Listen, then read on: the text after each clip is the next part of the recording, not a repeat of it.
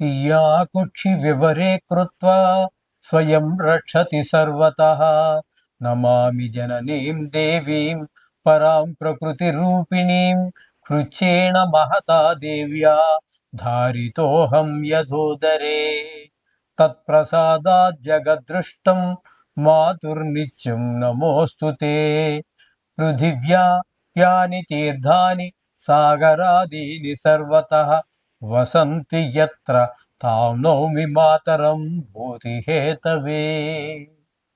మాతృదేవో భవ పితృదేవో భవ. ఇప్పుడు మనము ఆగస్టు నెల 2026 సంవత్సరంలో గోచార ఫలితాలు ద్వాదశ రాశి వారికి ఎట్లా ఉన్నాయి అనే విషయాన్ని మనం సశాస్త్రీయంగా తెలుసుకుందాము. శాస్త్రం కాకుండా ఒక్క మాట కూడా ఉండదండి. మిమ్మల్ని ఆనందపరచడం కోసం ఏవో లేనిపోరి మీకు లక్షలు వస్తాయి, కోట్లు వస్తాయి, నువ్వు కోటీశ్వరుడు అయిపోతావు, పిల్లకి పెళ్ళి అయిపోతుంది, నీ వెనకాల 5 అమ్మాయిలు పడుతున్నారు, ఇలాంటివి ఏమీ ఉండవండి. శాస్త్రం ఎంతవరకు చెప్పిందో అంతవరకే. రాసి పెట్టుకుని బల్లగుద్ది చెబుతున్నా హరి హరాదులు, ఈ బోడిగాడు చెప్పేదానికి హరి విష్ణువు, హరుడు అంటే శివుడు, వీళ్ళు కూడా తప్పించలేరంట. ఇలాంటివన్నీ ఏం ఉండవండి. శాస్త్రం చెప్పినంత వరకు నేను చెప్తాను. అందుచేత మీరు శాస్త్రమే కావాలనుకుంటే దీన్ని చూడండి, మా ఛానల్స్. మిగతావి మీకు అలాంటి ఆనందాన్ని ఇచ్చేవి, చెవులకి ఆనందం, మనసుకి ఆనందం 5 నిమిషాలే, తర్వాత ఏమి ఉండదు. అది తర్వాత ఏడిపే.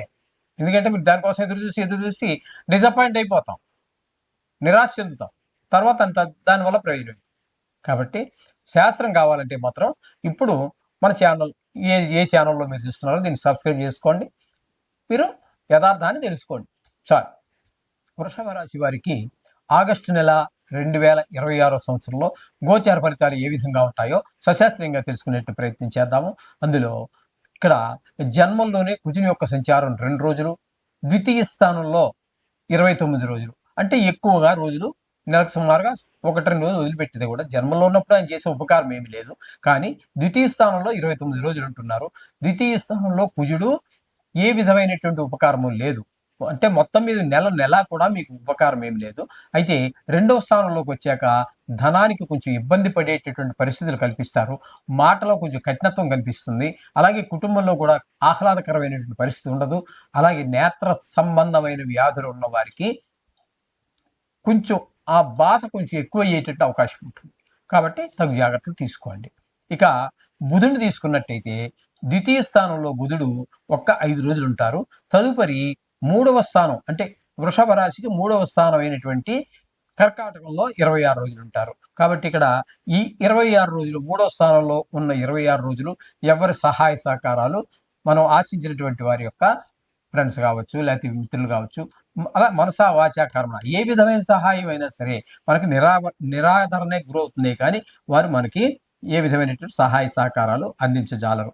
కానీ 2వ స్థానంలో 5 రోజులు ఉన్నారు చూడండి, ఆ 2 రోజులు మాత్రం కాస్త ధనానికి లోటు లేకుండా కాస్త కుటుంబంలో ఆహ్లాదకరమైనటువంటి పరిస్థితి కల్పిస్తూ ఉంటారు ఈ బుధుడు. ఇకపోతే ఈ వృషభ రాశి వారికి నెలంతా కూడా తృతీయ స్థానంలో గురువు యొక్క సంచారం జరుగుతోంది. నిజానికి చెప్పాలంటే ఆయన ఉచ్చస్థానమే, కానీ అది ఇక్కడ మనకి అవసరం లేదండి. ఉచ్చస్థానమా నీచస్థానమా దృష్టిలు ఇవేమీ అవసరం లేదు. కేవలము ఆయన ఎన్నవ రాశిలో ఉన్నారు అనేటటువంటిదే ప్రధానం గోచారంలో. కాబట్టి ఈయన 3వ స్థానంలో ఉన్నారు. 3వ స్థానంలో గురువు ఏ విధమైనటువంటి సహాయ సహకారాలు మనకి ఎవరి నుంచి ఆశించక్కర్లా, ధనమే కాదు మాట సహాయం కూడా ఆశించక్కర్లా, అది కూడా చేయరండి. అందరూ నాకెందుకు అన్నట్టుగా పోతూ ఉంటారు. కాలధర్మం కూడా కొంత ఉంటుంది అనుకోండి. ఇదివరకంటే ఎవరికి ఏ కష్టం వచ్చినా ప్రతి వాళ్ళు దూరేవాళ్ళు, వాడికి ఆ శక్తి ఉన్నా లేకపోయినా కనీసం మాట సహాయం లేకపోతే మ్యాన్ పవర్ ఏదో ఒకటి సహాయం చేసేవాళ్ళు. ఇప్పుడు మనుషుల యొక్క మనస్తత్వాలు భిన్నంగా ఉన్నాయి. ఈ చేత ఎంత గురువు గారు ఎంత శుభగ్రహమైనా కూడా ఆయన కూడా 3వ స్థానంలో ఏ విధమైన శుభఫలితాలు ఇవ్వజాలరు. ఈ విధంగా ఉంటుందండి. ఇకపోతే ఇదే 3వ స్థానంలో రవి యొక్క సంచారం తీసుకున్నట్టయితే 17వ తారీఖు వరకు, అంటే ఆగస్టు 17 వరకు ఇక్కడే సంచారం చేస్తున్నారు. తద్వారా 3వ స్థానంలో రవి యొక్క సంచారం ఉపకారం చాలా బాగుంటుంది. అంటే తెలిసిన వారు కావచ్చు, తెలియని వారు కావచ్చు, మీ ఉద్యోగ స్థలంలో, వ్యాపార స్థలంలో, ఇంటి చుట్టుపక్కల వారు ఎవరైనా సరే మీకు ఏ రకమైన సహాయం మీరు ఆశించినా అంటే అంటే ఆర్థికంగా కావచ్చు, లేదా మ్యాన్ పవర్ కావచ్చు. అంటే మ్యాన్ పవర్ అంటే ఒక మాట సహాయం కావచ్చు, లేదా ఈ ఏదో హ్మ్. మనసా వాచా కర్మణ ఏ రకమైన సహాయం కావాలన్నా కూడా ఈ రవి తృతీయ స్థానంలో ఉన్న 17 రోజులు లభిస్తుంది. తదుపరి ఆయన కూడా 4వ స్థానంలోకి వస్తారు. అక్కడ ఒక 14 రోజులుంటారు.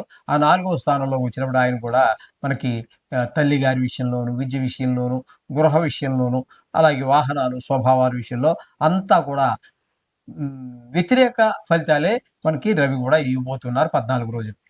ఇకపోతే శుక్రుని యొక్క సంచారం 4వ స్థానంలో 2 రోజులు, 5వ స్థానంలో 29 రోజులు. ఈ శుక్రుడు 2 చోట్ల కూడా 4వ స్థానంలో ఉన్న 2 రోజులు, 5వ స్థానంలో ఉన్నటువంటి 29 రోజులు కూడా మనకి చాలా మీ సంతానం మీద మంచి ప్రభావం చూపిస్తాడు. బాగా చదువుతారు, బాగా ఆడతారు, బాగా పాడతారు. ఏ లలిత కళలు కొన్ని దైవదత్తం ఉంటాయి ఒక్కొక్కళ్ళకి. వాడికి ఎవరు నేర్పించక్కర్లేదు పాటలు పాడడం గాని, కొన్ని గేమ్స్ ఆడడం గాని ఉంటాయి. అవన్నీ లలిత కళలకు సంబంధించి అవన్నీ దైవదత్తం.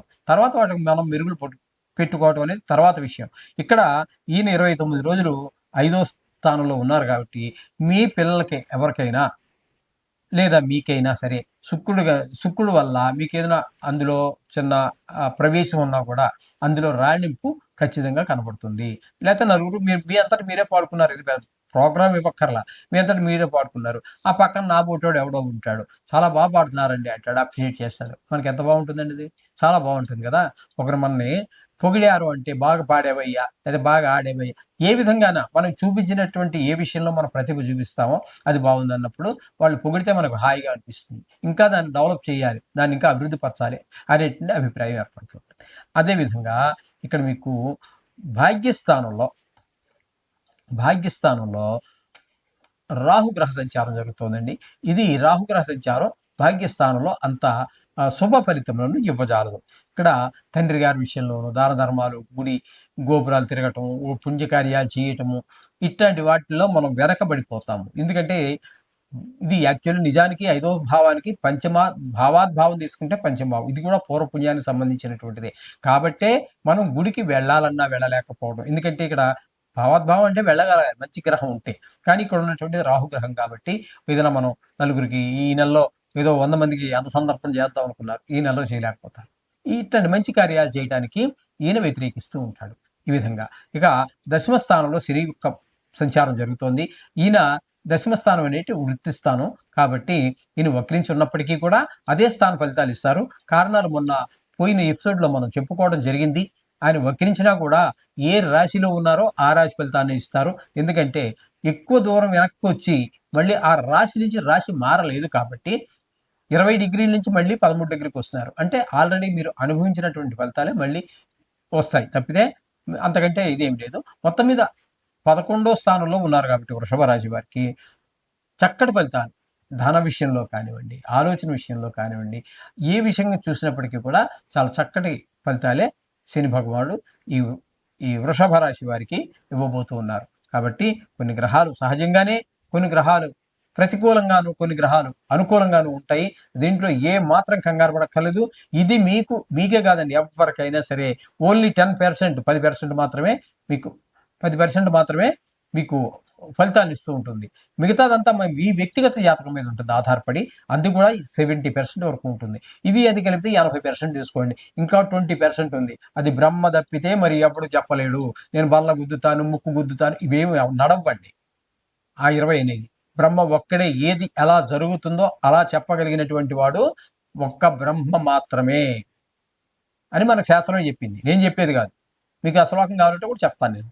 ఆ శాస్త్రం కూడా చూపిస్తాను. ఓకే. శుభం భూయాత్. మీరు మొత్తంగా నవగ్రహాలను రోజు పూజించండి. సరే. శుభం భూయాత్.